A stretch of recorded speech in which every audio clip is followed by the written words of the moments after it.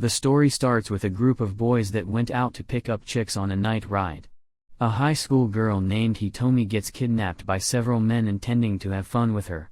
The college student, Yuya, is forced to drive the van before he can save her. Yuya finds that Hitomi has easily killed her attackers. She forces him to drive to an arena for a fight between herself and a lion hybrid. Hitomi wagers Yu his organs as a prize if she loses, and the fight starts with a lion manhandling the chick. He sends a roar that paralyzes its enemy. As all animals' primal instincts upon hearing the roar is to tremble in fear, but not Hitomi, who bites the lion's fingers off and reveals that she is a hybrid of a honey badger, the most fearless animal in the world. After easily killing her opponent, our boy takes her back to his place to treat her injuries and rests as a thank you for saving him. Later that day, Yuya is informed by Hitomi's guardian, Shiro, that the Fort Sabatsu conglomerate sponsor underground death matches in Japan between genetically engineered hybrids called Therianthropes, who combine the intelligence of humans with the power of animals to attract wealthy investors and gain political and economic influence. Despite Hitomi betting his organs, Yuya is technically the only investor she is allowing her to take part in matches. Hitomi is ordered to protect Yuya, who has given Hitomi's prize money of 100 million to bet on future fights. Later, while getting some snacks for his monster girl, Yuya gets attacked by another hybrid wanting to learn about Hitomi. Hitomi arrives to save Yuya. The hybrid reveals herself as Ryoko, a porcupine hybrid from the Yatsubishi Batsu who uses metallic quills as stabbing weapons. She could have intended to kill Yuya so Hitomi would have no investor for future matches but decides to kill Hitomi instead. As the battle is revealed, Hitomi's honey badger skin is too tough to pierce, even with metal weapons. As Ryoko prepares another attack, she gets knocked out by a hippopotamus hybrid named Okojima. He asks Hitomi to join the Ishida Zaibatsu. Hitomi, going on her animalistic behavior, angrily refuses until she receives a message from Shido changing her mood and making her agree to fight her next death match as a representative of the Ishida. Hitomi transfers to a US university where she first meets one of Yuya's friends, Foreign. While responding to nature's call, she meets Arusa, a hybrid also from the Yatsubishi. She enrages Hitomi by stealing her underwear and goading her into a fight. Sadly, this catfight gets interrupted by a representative of Mitsukado Zaibatsu and his bear friend. The guy informs them that Hitomi is representing Ishida in the next death match, so they are forbidden from fighting beforehand. That said, the badger girl couldn't bear hearing him anymore, so she attacks the four-eyed boy who turns out can move his feet swiftly. After defusing the situation, an unknown observer of the fight reveals that all four Zaibatsus are targeting Hitomi and they will most likely strike during the upcoming death match to hide their hybrid identities. Hitomi and Arusa end up wearing cosplay while students from the photography club photograph them. As Yuya returns home, he finds Leo, the lion hybrid, alive along with Yoko Mitsukado, the grand battle of the Mitsukado Zaibatsu's president. Yoko reveals that Hitomi's guardian, Shido, is using the matches to test his hybrid research. That's why Yuya must not participate in the match.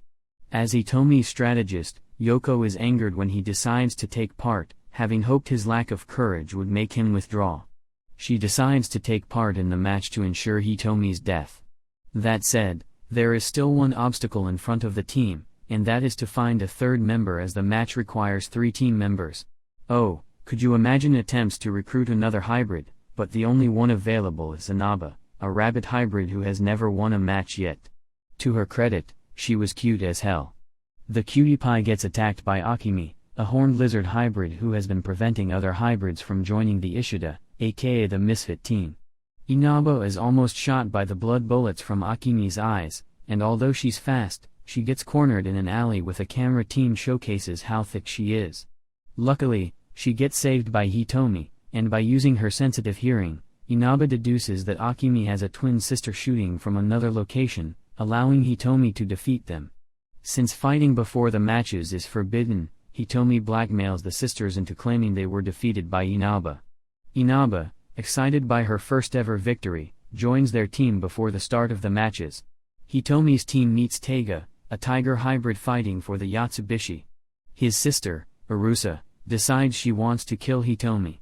Shido is announced as the director of a match on a remote island in the Philippine Sea. During the match, the hybrids are forced to follow instructions from their investors who move them around the map like pieces on a chessboard. Yuya is initially treated with contempt by his investor opponents who think he has no idea how to play the game.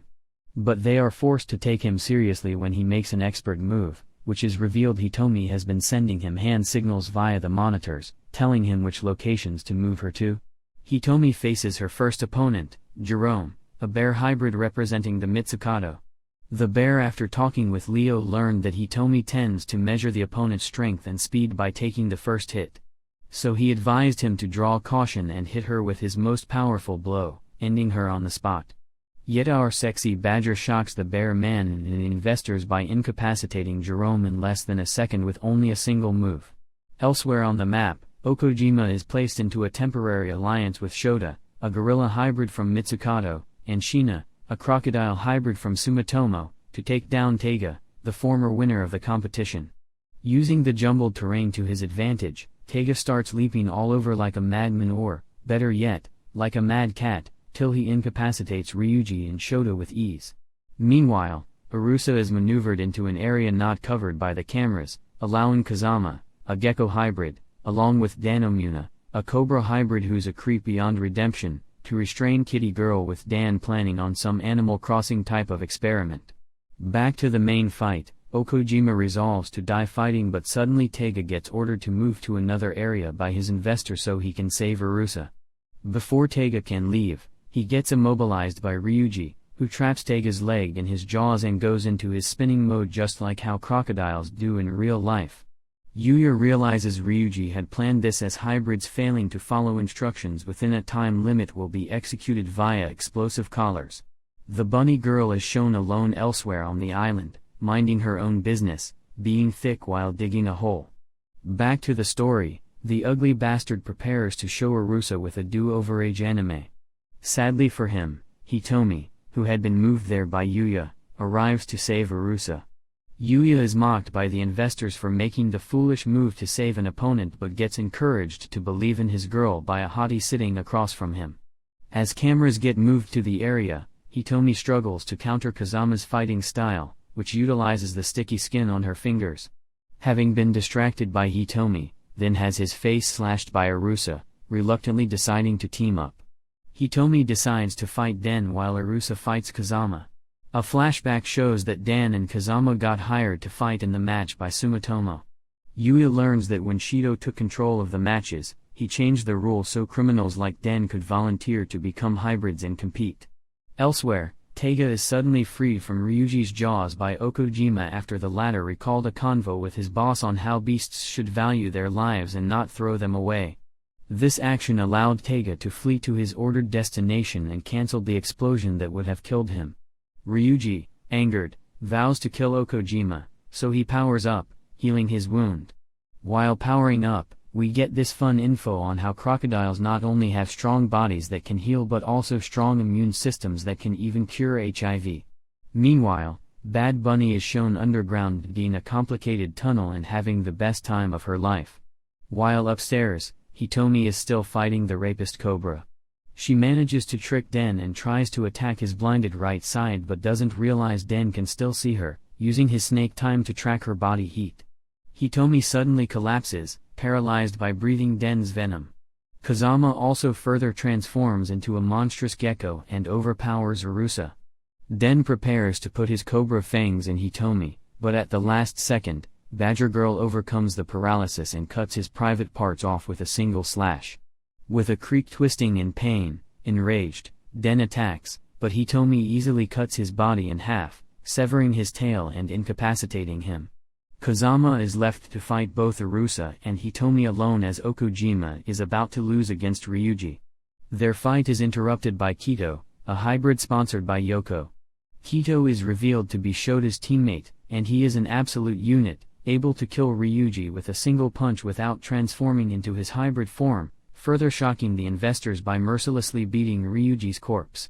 If he broke his body into little pieces, it would be easier to turn him into fertilizers to grow the trees. He broke. Yep, the guy is an environmentalist. Anyway, seeing the hippo in trouble, Yoko orders Okojima to retreat before getting attacked by Shota, only to suddenly disappear.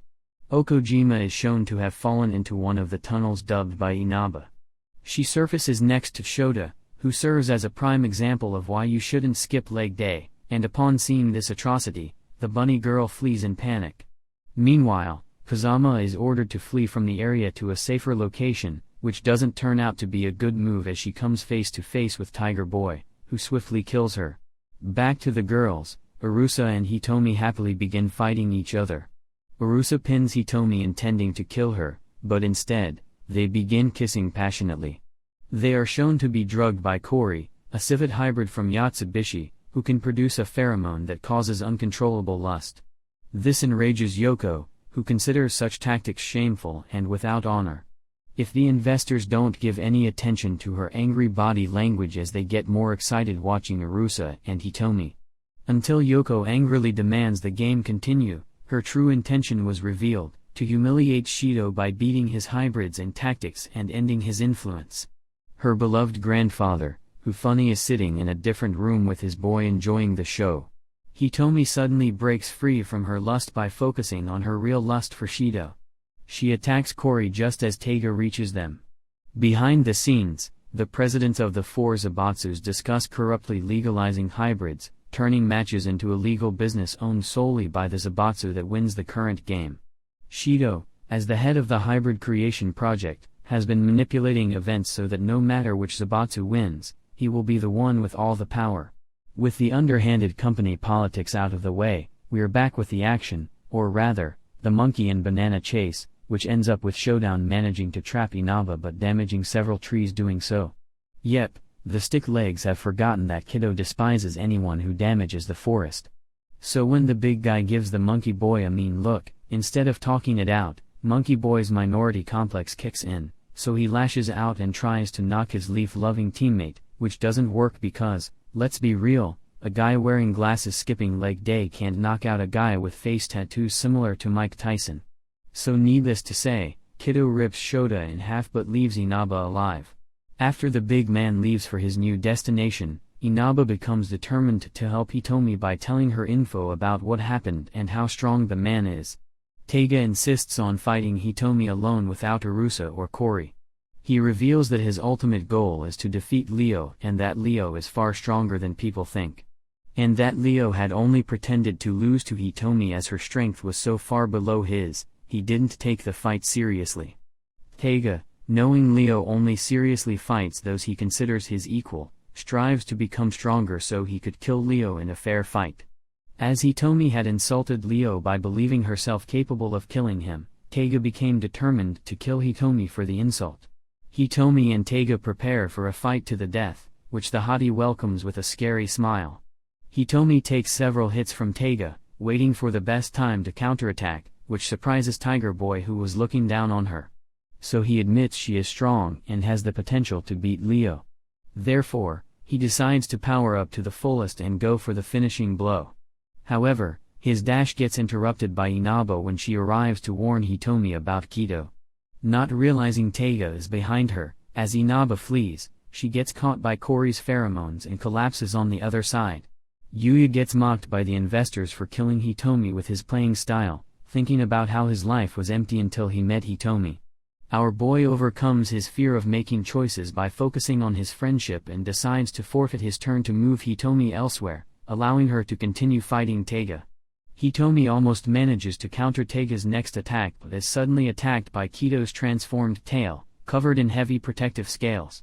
At that moment, Yuya realizes Yoko emotionally manipulated him into keeping Hitomi in the fight so Kido, whom she also emotionally manipulated into hating Hitomi, could kill her.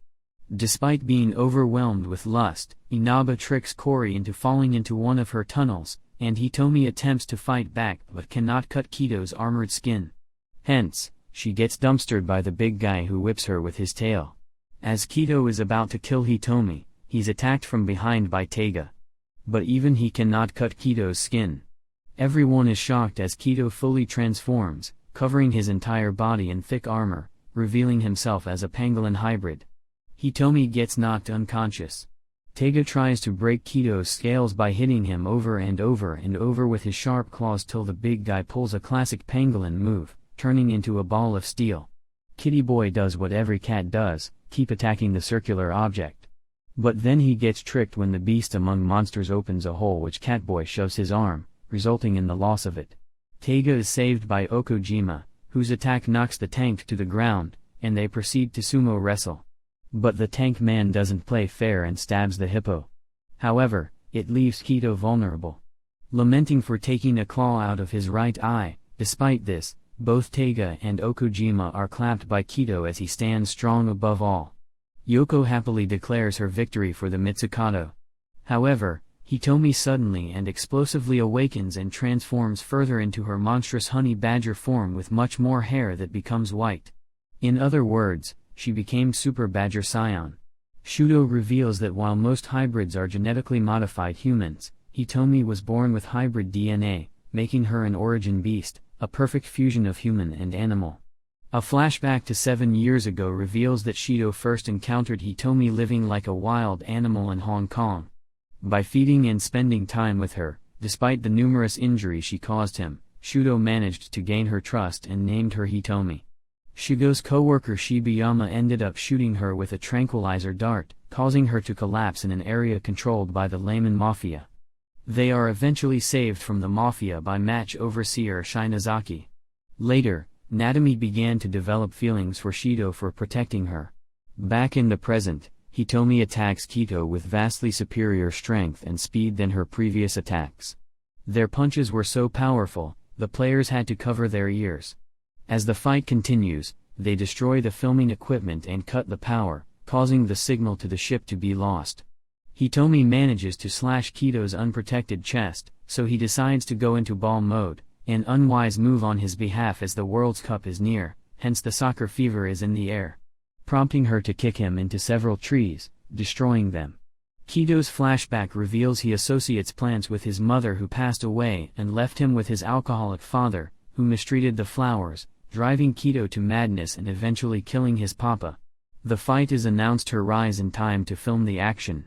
When Kito severs Hitomi's right arm, forcing his protective scales outwards becoming rows of knives, he beats Hitomi until she suddenly flings her severed arm into his face as a distraction. During her next attack, she smiles, tricking Kito into thinking for a split second that she was his mother, allowing her to thrust her remaining arm down his throat. As Yoko rages for having lost, Kito manages to stand up, only for Arusa to suddenly slash his throat, finally killing him and making her the Killing Bites champion. Yoko passes out from shock. Surprisingly, Inaba suddenly awakens in the cutest way imaginable to freak out when she sees a Cheeto with violence in her eyes. So she tries to flee from Arusa. As she was sprinting away, she accidentally performs a perfect somersault kick, knocking Arusa unconscious. Overseer Shinazaki declares Inaba the Kill and Bites champion. The presidents of the Fort Sabatsu bicker fiercely, accusing each other of cheating. All the lights and monitors suddenly shut down. Unseen to the representatives, the island has been infiltrated by other hybrids under orders to kill all surviving hybrids, so the match will be declared void with victory going to no one. With the assassination fails, the Sumitomo chairman admits his cheating.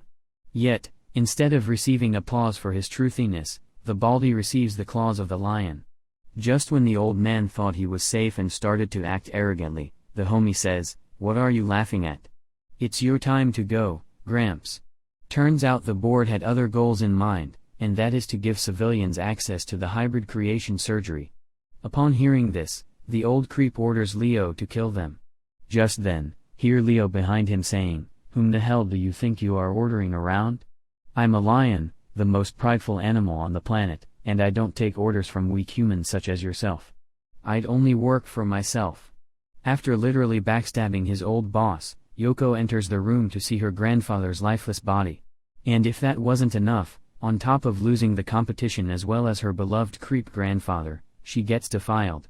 Leo takes revenge against her for abusing hybrids by having fun with her and claiming her as his slave. Or as the series narrators put it, when a lion defeats the other, he claims the lioness as a prize and recreates with them. After some time, Yuya's life returns to his same old routine. What changed is that he has now grown some backbone, not letting anyone push him around anymore. Also, having 300 million yen laying in one's living room can be considered anything but normal. 2 weeks later, he receives a message from Hitomi asking him to come to the arena where she first fought Leo.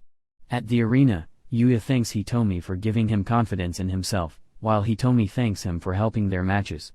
Yuya almost confesses his feelings for her, but Hitomi suddenly attacks and kills him. His death having been ordered by Shido. As she leaves, Hitomi begins to cry. Shortly, hybrids are fully accepted into human society. Non-lethal killing bites matches become popular entertainment with many new young hybrids hoping to become champions. However, it's revealed that Yuya is still alive, and he's planning to make use of a couple of young female hybrids to get his vengeance against Hitomi, Shido, and the entire Zaibatsu organization. And with that cliffhanger, the series ends. We hope you enjoyed the recap.